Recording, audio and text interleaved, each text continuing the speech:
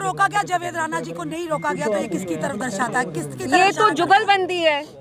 NC सरकार और LG administration जो पुलिस चलाती है और दिल्ली की बीजेपी में जुगलबंदी है, तभी इल्तिजा मुफ्ती को रोका जाता है और जावेद राणा साहब को अलाउ किया जाता है। क्यों? क्योंकि जावेद राणा साहब ने आपको ये बात नहीं बताई कि वहाँ के पुलिस वाले एक एक्सटॉर्शन रैकेट चला रहे हैं। एनसी के लोगों की क्या प्रायोरिटीज़ हैं? उमर साहब दिल्ली में बैठ के लंचेस कर रहे हैं, कठुआ वो जाना नहीं चाहते, सोपोर वो जाना नहीं चाहते, आपके लोग रो रहे हैं और आप उनको यहाँ अपना कंधा देने के लिए तक नहीं है। आपकी क्या प्रायोरिटी? मैम उनका कहना है नेशनल कॉन्फ्रेंस का कहना है उमर साहब ने पहले ही ट्वीट कर दिया था इन दोनों घटनाओं को। तो एहसान किया हम पे? ट्वीट करना एहसान होता है क्या?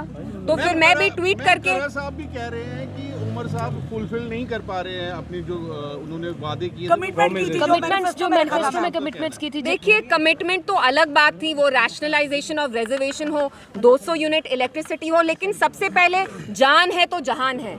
जब तक हमें जान नहीं है, जब हमारे छोटे लड़कों का खून बह रहा है, तो वो बाकी अपने मैनिफेस्टो के जो मंशूर के प्रॉमिसेस थे क्या फुलफिल करेंगे?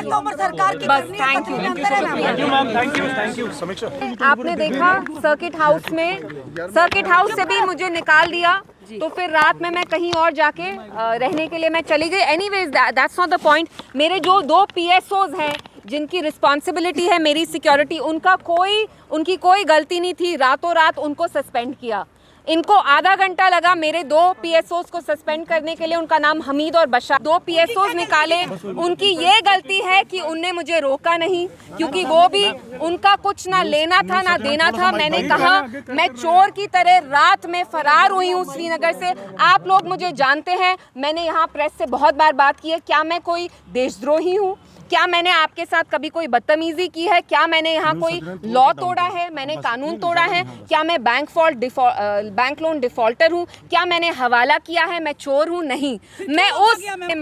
मुझे इतना स्ट्रेस हुआ है, मैंने कुछ 600 किलोमीटर ट्रैवल किया, और मैं सच बताऊं, जब मेरी गाड़ी निकली श्रीनगर से, मुझे पुलिस वालों से डर था, क्योंकि मुझे ऐसा महसूस दिलवाया जा रहा है जैसे मैं कुछ गलत कर रही हूँ। मैं क्या कह रही हूँ? मैं आप लोगों के सामने सच्चाई जाहिर कर रही हूँ। क्या ये कोई जुर्म